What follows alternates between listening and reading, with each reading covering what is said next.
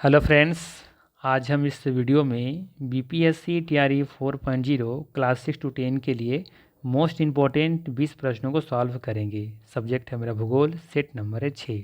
इससे पहले ऑलरेडी हमने 5 सेट करा रखा है, उसका लिंक डिस्क्रिप्शन में दिया हुआ है या फिर प्लेलिस्ट में जाके आप देख सकते हैं। तो चलिए फिर शुरू करते हैं और देखते हैं आज का पहला सवाल। आज का पहला सवाल है, पानी माफ़ कीजिएगा हवा, पानी और जलवायु की क्रिया के द्वारा चट्टानों के टूटने की प्रक्रिया को कहा जाता है। सिंपल सा सवाल आपसे पूछा जा रहा है कि हवा, पानी और जलवायु की क्रिया के द्वारा चट्टानों के टूटने की प्रक्रिया को क्या कहते हैं। भूस्खलन, अपक्षयन या फिर अपक्षय, या सी ऑप्शन में दिया हुआ है अनाच्छादन, या फिर एक से अधिक, या फिर इनमें से कोई नहीं। तो ध्यान रखिएगा, हवा, पानी और जलवायु की क्रिया के द्वारा चट्टानों के टूटने की प्रक्रिया को अपक्षयन या अपक्षय कहा जाता है, अर्थात यहाँ पे बी ऑप्शन बिल्कुल सही होगा। ठीक है, ध्यान रखिएगा, अपक्षय एक किसी खास स्थान पर घटित होने वाली एक प्रक्रिया है और यह एक स्थैतिक प्रक्रिया है। इसमें अपक्षयित पदार्थों का परिवहन नहीं होता है। ठीक है, अपक्षयन जो होता है ना, उसका परिवहन नहीं होता है, मतलब कि जो टूटता है वहीं पर रहता है। उसके टूटने की प्रक्रिया के बाद वो उसी स्थान पर रह जाता है, ऐसा नहीं कि वो उसका परिवहन होता नहीं, एक स्थान से दूसरे स्थान पे नहीं जाएगा। ठीक है, तो उसे हम लोग अपक्षयन या अपक्षय कहते हैं। जैसे कि मान लेते हैं कि यहाँ पे एक बड़ा सा पत्थर है, तो इसे टूटने फूटने की प्रक्रिया पर देखेंगे जो टूट टूट करके यहीं पे जमा हो जाएगा। ठीक है, इससे परिवहन नहीं होगा, परिवहन होगा मतलब संपर्दन कहेंगे फिर। ठीक है, तो सीधी सी बात है, ध्यान रखना है कि हवा, पानी और जलवायु की क्रिया के द्वारा चट्टानों के टूटने फूटने की प्रक्रिया को क्या कहा जाता है, अपक्षयन या फिर अपक्षय कहा जाता है, जो कि एक स्थैतिक प्रक्रिया है। ठीक है, इस अपक्षयित पदार्थ जो भी होते हैं उसका परिवहन यहाँ पे नहीं होगा। ठीक है, चलिए अगला सवाल लेते हैं। अगला सवाल है, कौन सी जल संधि प्रशांत महासागर को अटलांटिक महासागर से जोड़ती हैं। सवाल है, कौन सी जल संधि प्रशांत महासागर को अटलांटिक महासागर से जोड़ती हैं। मलक्का, सुएज नहर, या मैगलन, या फिर एक से अधिक होगा, या फिर इनमें से कोई नहीं होगा। तो ध्यान रखिएगा यहाँ पे कि स्वेज नहर और मैगलन ये दोनों प्रशांत महासागर को अटलांटिक महासागर से जोड़ता है, अर्थात यहाँ पे डी ऑप्शन बिल्कुल सही होगा। उपर्युक्त में से एक से अधिक इसका सही आंसर है। ठीक है, तो ध्यान रखना है कि प्रशांत महासागर और अटलांटिक महासागर को जोड़ने वाली प्रमुख जल संधि में मलक्का जल संधि तथा मैगलन जल संधि दोनों शामिल हैं। ठीक है, और ध्यान रखिएगा कि पनामा जो नहर है वो प्रशांत महासागर को अटलांटिक महासागर से जोड़ती हैं। ठीक है, क्या ध्यान रखना है, पनामा नहर, ठीक है, एक नहर है पनामा, ये जो नहर है ये अटलांटिक महासागर को आपका प्रशांत महासागर से जोड़ता है। ठीक है, तो ये भी सवाल पूछा जा सकता है। चलिए अगला सवाल लेते हैं। अगला सवाल है, किस पतन, जिसे बंदरगाह भी कहते हैं, शहर की अरब सागर की रानी कहा जाता है। मुंबई, कोच्चि, कोलकाता, या फिर एक से अधिक होगा, या इनमें से कोई नहीं होगा। तो ध्यान रखिएगा यहाँ पे कि कोच्चि पतन जो बंदरगाह है, शहर को अरब सागर की रानी कहा जाता है, अर्थात यहाँ पे बी ऑप्शन बिल्कुल सही होगा। ठीक है, कोच्चि। अगर आपसे हम पूछें कि देश का सबसे बड़ा बंदरगाह कहाँ पे स्थित है, तो याद रखिएगा देश का सबसे बड़ा बंदरगाह मुंबई में स्थित है, जिसे नहावा सेवा के नाम से जानते हैं। यहाँ से सूती वस्त्र का भी निर्यात होता है, ये भी ध्यान रखिएगा। भारत का एक ज्वारीय बंदरगाह का नाम याद रखिएगा, जो कि कांडला बंदरगाह है। और एक पूछा जाता है कृत्रिम बंदरगाह के बारे में, तो ये चेन्नई बंदरगाह है। ठीक है, ये सबसे पुराना भी है। ठीक है, तो इतनी बातों को आपको यहाँ पे ध्यान रखना है। पारादीप बंदरगाह कहाँ देखने को मिलता है, तो ये उड़ीसा राज्य में है। ठीक है, चलिए अगला सवाल लेते हैं। अगला सवाल है, निम्न में से किस राज्य में दलदली या पीठभूमि मिट्टी मिलती है। केरल में, पश्चिम बंगाल में, या उड़ीसा में, या फिर एक से अधिक होगा, या इनमें से कोई नहीं होगा। तो ध्यान रखिएगा कि दलदली पीठ जो भूमि है, ठीक है, ये कहाँ कहाँ देखने को मिलता है, ये केरल में भी देखने को मिलेगा, पश्चिम बंगाल में भी देखने को मिलेगा, उड़ीसा आदि में राज्यों में भी देखने को मिलता है। तो इसका सही आंसर हो जाएगा डी ऑप्शन, एक से अधिक इसका यहाँ पे सही आंसर होगा। ठीक है, कोई दिक्कत नहीं होना चाहिए। खास करके देखेंगे तो मध्य प्रदेश वाला जो क्षेत्र है ना, वहाँ पे मुख्य रूप से दलदली या पीठ मिट्टी यहाँ पे देखेंगे नहीं मिलती है, ये ध्यान रखना है। ठीक है, और भी ध्यान रखिएगा कि जलोढ़ मिट्टी में कैल्शियम तथा पोटास की मात्रा बहुत ज़्यादा देखने को मिलती है। ठीक है, ये ध्यान रखना है। चलिए अगला सवाल लेते हैं। अगला सवाल है, निम्नलिखित में से किस नदी का उद्गम मध्य प्रदेश से होता है। सिंपल सा सवाल है, बताना है किस नदी का जो उद्गम है वो मध्य प्रदेश से होता है। महानदी का, ताप्ती का, कृष्णा का, या एक से अधिक होगा, इनमें से कोई नहीं होगा। ठीक है, तो यहाँ पे बात करें हम महानदी के बारे में, तो इसका उद्गम कहाँ से होता है, ताप्ती का कहाँ से होता है और कृष्णा का कहाँ से होता है। तो कृष्णा हम लोग जानते हैं कि कहाँ से ये इसका उद्गम स्थल किस राज्य में है, ये है महाराष्ट्र में। महाराष्ट्र राज्य से इसका उद्गम होता है। ठीक है, महाबालेश्वर से। बाकी याद रखिएगा महानदी के बारे में, तो ये निकलती हैं रायपुर के समीप एक जगह का नाम है सिहावा नामक। ठीक है, सिहावा। ठीक है, तो ये ये कह सकते हैं कि छत्तीसगढ़ की राजधानी रायपुर से निकलती हैं, छत्तीसगढ़। ठीक है, कहाँ से निकलती हैं, तो एक सिहावा नामक पर्वत श्रेणी है, ये छत्तीसगढ़ की राजधानी रायपुर में सिहावा नामक पर्वत है। ठीक है, इसी पर्वत से निकलती है ये महानदी। जबकि ताप्ती नदी कहाँ से निकलती हैं, तो याद रखना है ताप्ती के बारे में कि ये ताप्ती नदी का उद्गम होता है मध्य प्रदेश में। ठीक है, ये मध्य प्रदेश,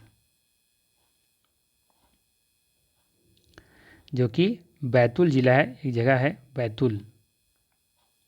ठीक है, तो ये बैतूल जिला से निकलती हैं।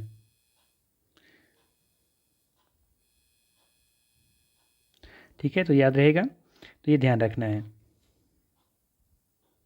बाकी ध्यान रखना है कि ये अपने आप को कहाँ पे विसर्जित करती हैं, तो ये अरब सागर में जाके गिरती हैं, विसर्जित करती हैं अरब सागर में, विसर्जित होता है इसका जल का जो भी स्रोत है। ठीक है, चलिए अगला सवाल लेते हैं। अगला सवाल है, निम्नलिखित में से कौन सा बंदरगाह या टर्मिनल प्रशांत महासागर में स्थित नहीं है। बताना है कि निम्नलिखित में से कौन सा बंदरगाह या टर्मिनल प्रशांत महासागर में स्थित नहीं है। योकोहामा जापान वाला, या फिर रियो डी जेनेरिया जो ब्राज़ील में है, या शंघाई जो चीन में है। बताना एक से अधिक होगा या इनमें से कोई नहीं होगा।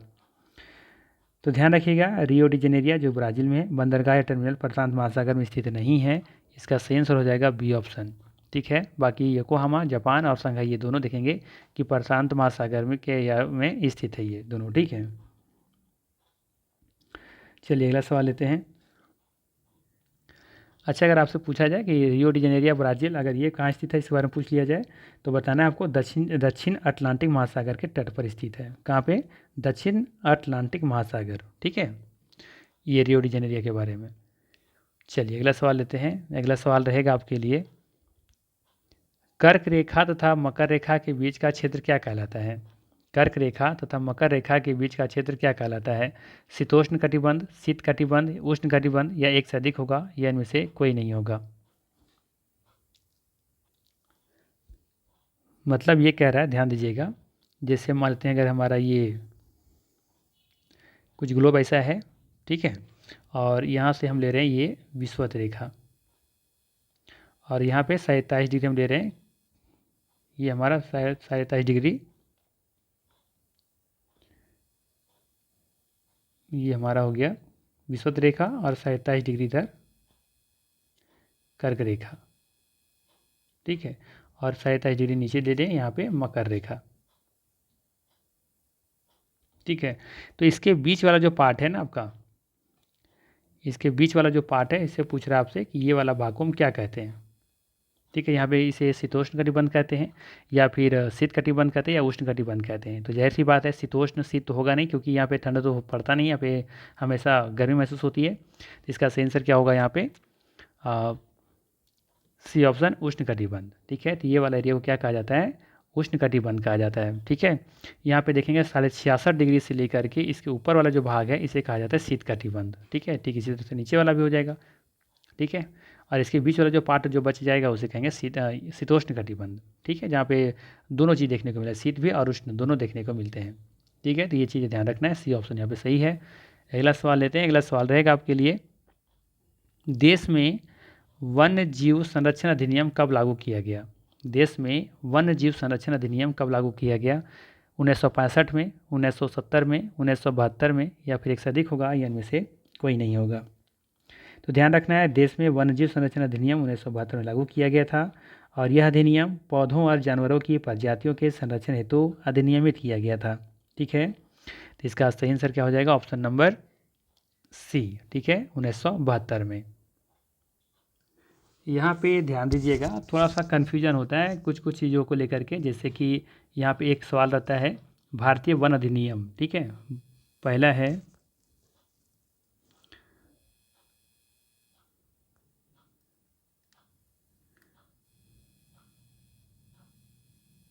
भारतीय वन अधिनियम,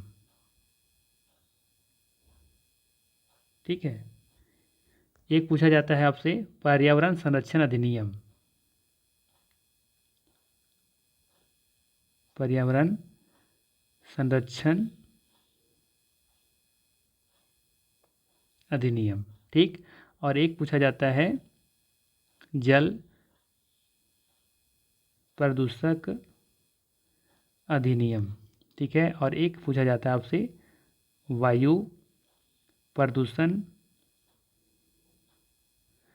निवारण अधिनियम, निवारण अधिनियम, ठीक है। और एक तो आपका हो ही गया वन्य जीव संरक्षण अधिनियम, जिसको यहीं पे लिख देते हैं वन्य वन्य जीव संरक्षण अधिनियम, ठीक है। तो हम लोग जानते हैं कि यहाँ पे वन्य जीव संरक्षण अधिनियम कब आया था, 1972 में, ठीक है। बात करें वहीं पे भारतीय वन अधिनियम के बारे में, तो ध्यान रखना है कि भारतीय वन अधिनियम जो आया था लागू किया गया था 1927 में, ठीक है। कब किया गया था, 1927 में। वहीं बात करें पर्यावरण संरक्षण अधिनियम, वो कब आया था, तो यह आया था 1986 में, ठीक है। वहीं बात करें जल प्रदूषक संरक्षण जो जल प्रदूषक अधिनियम जो आया था, ठीक है। जल प्रदूषण, यहाँ पे थोड़ा सा गलती लिखा गया, प्रदूषक लिखा गया, प्रदूषण होना चाहिए था, प्रदूषण, ठीक है। जल प्रदूषण निवारक अधिनियम, ठीक है, इसको निवारण कर लीजिएगा, निवारण अधिनियम, ठीक है। तो ये जल प्रदूषण निवारण अधिनियम आया था 1974 में। कब आया था, 1974 में। जबकि वायु प्रदूषण निवारण अधिनियम आया था 1981 में। तो देख लीजिए, यहाँ से इतनी सारी बातें हैं जो आपको ध्यान में रखना है, यहाँ से कन्फ्यूज नहीं होना चाहिए। भारतीय वन अधिनियम अलग है, पर्यावरण संरक्षण अधिनियम अलग है, जल प्रदूषक निवारण अधिनियम अलग है, वायु प्रदूषण निवारण अधिनियम भी अलग है, और वन्य जीव संरक्षण अधिनियम भी अलग है। और सबका डेट कब कब है, कब लागू किया गया था, कब बनाया गया था, यहाँ पर आपके सामने है, ठीक है। इसको स्क्रीनशॉट आप रख लीजिएगा, एग्जाम के टाइम में एक झलक देख लीजिएगा, ठीक। चलिए अगला सवाल लेते हैं। अगला सवाल रहेगा आपके लिए, सवाल है सूची 1 को सूची, यहाँ पे 2 ही होना चाहिए था, सूची 1 को सूची 1 लिखा गया, ये 2 होना चाहिए। में सुमेलित कीजिए तथा सूचियों के नीचे दिए गए कूट से सही उत्तर का चयन कीजिए। सूची 1, इधर सूची 2, इधर दिया है जय मंडल स्थल दिया हुआ है, और इसका स्थापना वर्ष दिया हुआ है, और बताना है कि कौन सा यहाँ पे सही मैच है। तो देखिए, सबसे पहले देखते हैं कि नीलगिरी का स्थापना हुआ था 1986 में, ये तो सबको पता होगा, ठीक है। नंदा देवी जो है, इसका स्थापना किया गया था 1988 में, ठीक है, 1988 में। सुंदरवन का स्थापना किया गया था 1989 में, जबकि कंचनजंगा का स्थापना किया गया था 2000 में, ठीक है। कब किया गया था, 2000 में। तो देखिए ए का यहाँ पे 4 दिख रहा है, ए का 4 कहाँ पे है, बी ऑप्शन दिख रहा है यहाँ पे, ठीक है। तो इसका सही आंसर हो जाएगा ऑप्शन नंबर बी ऑप्शन, ठीक है। ए का 4, बी का 3 और सी का 2, जबकि डी का हो जाएगा 1, ठीक है। तो याद रखना है आपको यहाँ पे। चलिए अगला सवाल लेते हैं। अच्छा, थोड़ा सा यहाँ पे ध्यान रखिएगा कि जो नीलगिरी है आपका, ये कहाँ पे स्थित है, तो ये पश्चिम घाट और नीलगिरी पर्वतमाला में ये स्थित है। कौन सा, नीलगिरी। वहीं बात करें नंदा देवी के बारे में, तो नंदा देवी आप लोग जानते होंगे कि ये उत्तराखंड राज्य में स्थित है, जो कि पश्चिमी हिमालय पर्वत पर स्थित है। जबकि सुंदरवन तो जानते ही होंगे, और कंचनजंगा तो सिक्किम में, तो आपको पता ही होगा, कॉमन सा क्वेश्चन है दोनों, सुंदरवन और कंचनजंगा, ठीक है। चलिए अगला सवाल लेते हैं अब। अरे, अब कौन कह रहा है कि ये सुंदरवन जो है वो नहीं पता है। सुंदरवन है ना आपका पश्चिम बंगाल में, ठीक है। यहाँ पे बाघ आरक्षित क्षेत्र भी है, पता होना चाहिए। चलिए आगे अगला सवाल लेते हैं। अगला सवाल है, पृथ्वी की सतह पर पहाड़ का निर्माण किस प्रकार के बल का परिणाम है। पृथ्वी की सतह पर जो पहाड़ का निर्माण हुआ है ये किस प्रकार के बल का परिणाम है? अंतर्जात बल, गुरुत्वाकर्षण बल या बहिर्जात बल? ये बहिर्जात होना चाहिए था, थोड़ा सा गलती टाइपिंग हुआ है।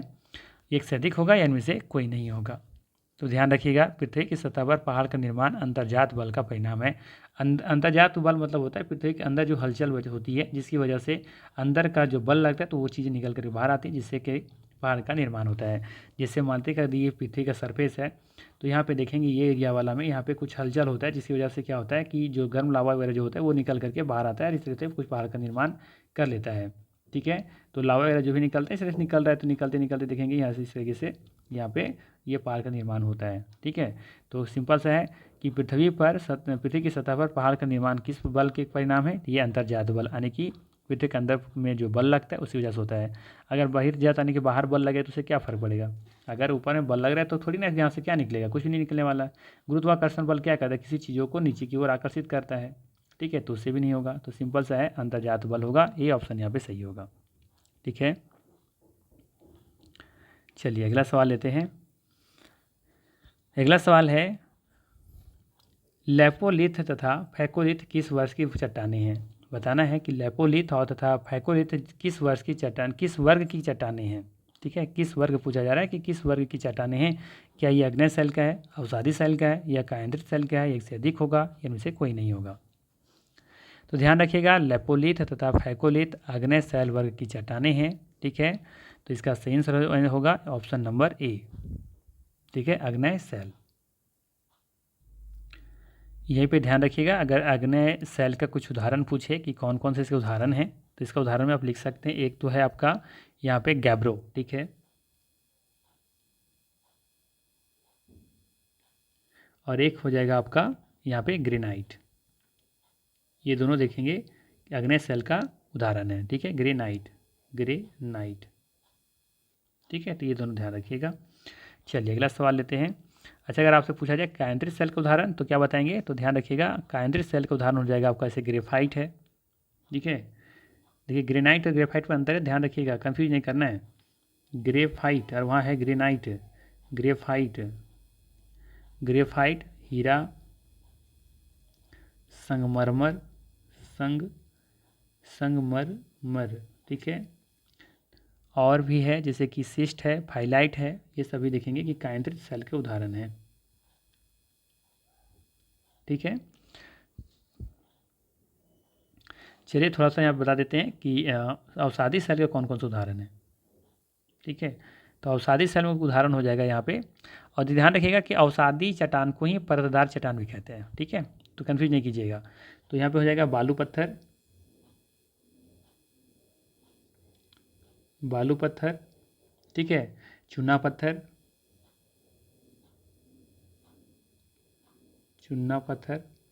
ठीक है, और सेल, कोयला, ये सभी देखेंगे किसका उदाहरण है? अवसादी सेल के उदाहरण हैं, कोयला। ठीक है, चलिए अगला सवाल लेते हैं। अगला सवाल रहेगा आपके लिए, निम्नलिखित में से कौन सा पृथ्वी के घूर्णन का प्रभाव नहीं है? बताना है कि कौन सा पृथ्वी के घूर्णन का प्रभाव नहीं है। पवनों का विक्षेपण, ऋतु परिवर्तन, दिन रात का बनना, एक से अधिक होगा, इनमें से कोई नहीं होगा। तो देखिए दिन रात किस वजह से बनता है? दिन रात होता है जब पृथ्वी है ना, पृथ्वी जो है वो अपने एक्सिस पर जब घूम रहा होता है तो दिन रात उससे बनता है। ठीक है, दिन रात होना है। लेकिन ऋतु परिवर्तन यहाँ पे देखेंगे कि घूर्णन की वजह से ये तो सही है, यानी कि दिन रात तो होगा, घूर्णन का पूछ रहा है तो घूर्णन की वजह से यहाँ पे दिन रात तो होगा। ठीक है, और पवनों का विक्षेपण भी होगा। ठीक है, अगर पृथ्वी अपनी ही एक्सिस पर क्या हो रही है, घूम रही है इस तरीके से। ठीक है, तो इसका मतलब क्या है, इससे दिन रात भी होगा और साथ में पवनों का विक्षेपण होगा। लेकिन ऋतु परिवर्तन क्या होता है? ऋतु परिवर्तन होता है जैसे समझिए, जैसे यहाँ पे सूर्य है और इसके चारों तरफ चक्कर लगा रहा है। ठीक है, तो जब जो चक्कर यहाँ पे पृथ्वी को चक्कर कौन लगा रहा है? पृथ्वी। तो पृथ्वी इस तरह से चक्कर लगा रहा है तो इसे क्या कहेंगे हम लोग? इसे कहेंगे हम लोग यहाँ पे, इसे कहेंगे हम लोग यहाँ, इससे क्या होगा? ऋतु परिवर्तन होगा। लेकिन देखेंगे कि यहाँ जो पृथ्वी अपनी एक्सिस पर इसे एक चक्कर लगा लेता है, घूम जाता है, तो उसे कहते हैं घूर्णन कहते हैं। तो इससे क्या होगा? दिन रात होगा और पवनों का विक्षेपण तो उसी वजह से होता है ना। तो यहाँ पे ऋतु परिवर्तन से नहीं होगा। ऋतु परिवर्तन होता है परिक्रमण करने से, ना कि घूर्णन से। परिक्रमण से होता है ऋतु परिवर्तन। तो यहाँ पे सही आंसर हो जाएगा ऑप्शन नंबर बी, ऋतु परिवर्तन। ऋतु परिवर्तन होता है परिक्रमण की वजह से। चलिए अगला सवाल लेते हैं। अगला सवाल है, भविष्य में उत्तरी ध्रुव पर अमेरिका एवं यूरेशिया महाद्वीप के टकराने से निर्मित सुपर कॉन्टिनेंट में कौन सा महाद्वीप शामिल नहीं होगा।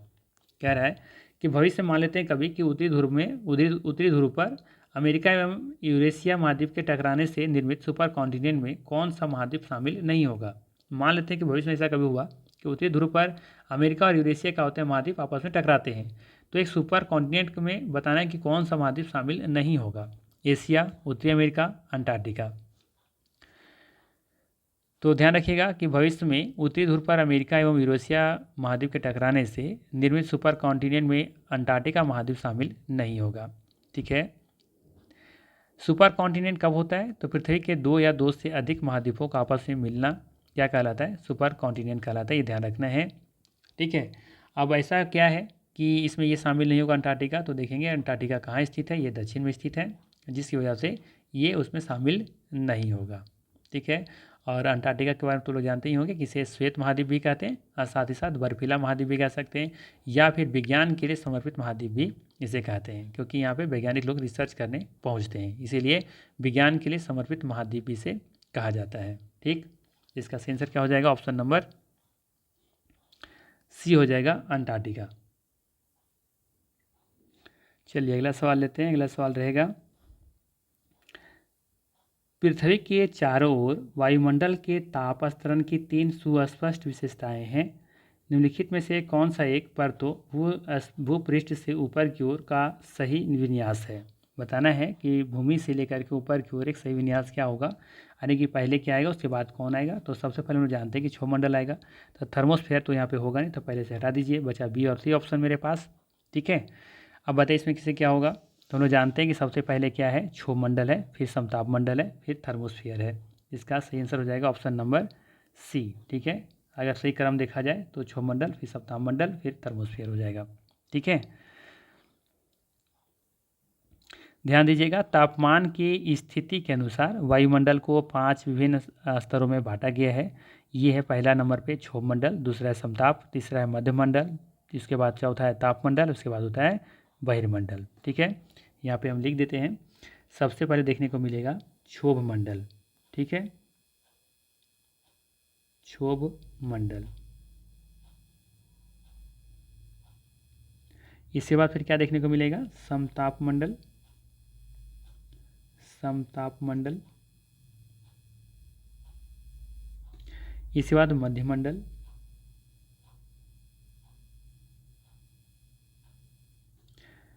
मध्यमंडल के बाद तापमंडल, इसी को थर्मोस्फीयर भी कह रहे हैं, तापमंडल। इसके बाद है आपका बहिर्मंडल, क्या हो जाएगा, बहिर्मंडल।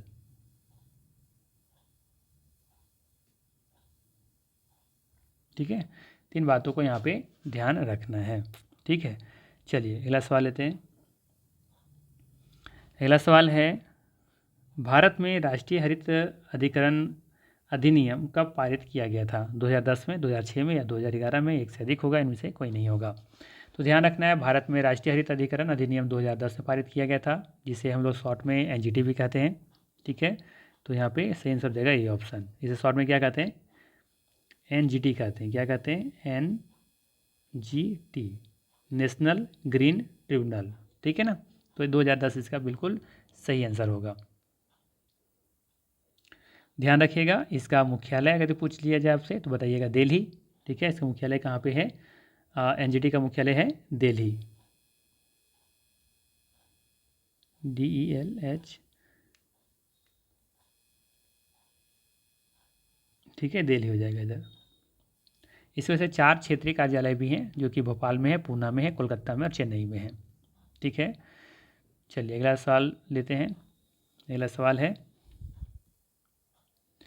कार्बन क्रेडिट की संकल्पना निम्नलिखित में से किससे उदित हुई है, यानी किससे शुरुआत हुई है। पृथ्वी शिखर वार्ता रियो डी जेनेरियो से, या क्योटो प्रोटोकॉल से, या मॉन्ट्रियल प्रोटोकॉल से। यह एक से अधिक होगा, इनमें से कोई नहीं होगा। तो ध्यान रखिएगा, कार्बन क्रेडिट की संकल्पना क्योटो प्रोटोकॉल से शुरू हुई थी, अर्थात यहाँ पे बी ऑप्शन बिल्कुल क्या हो जाएगा, सही हो जाएगा। ठीक है, ध्यान रखना है कि क्योटो प्रोटोकॉल एक अंतर्राष्ट्रीय संधि है जिसे ग्लोबल वार्मिंग के द्वारा हो रहे जलवायु परिवर्तन को रोकने के लिए किया गया था, जो कि इसका लाया गया था 11